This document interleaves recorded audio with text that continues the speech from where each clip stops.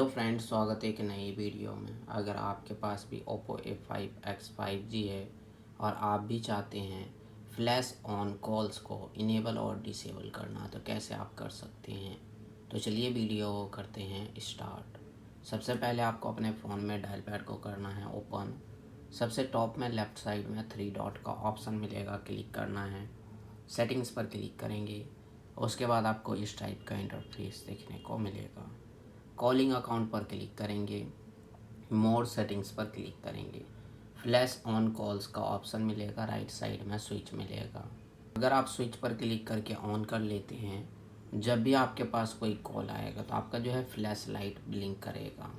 तो आप इसी तरह से ऑन कर सकते हैं। अगर आपको डिसेबल करना है तो आपको इसी तरह से सेटिंग्स में आना है, ये स्विच ऑन मिलेगा और स्विच पर क्लिक करके ऑफ़ कर लेंगे।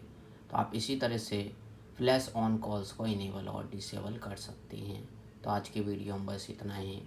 और हमारा वीडियो देखने के लिए share, subscribe, like, bell icon का बटन ज़रूर दबा दें ताकि नाले वीडियो का नोटिफिकेशन आपको मिलता रहे। मिलते हैं नेक्स्ट वीडियो में एक नई टॉपिक के साथ। तब तक के लिए नमस्कार।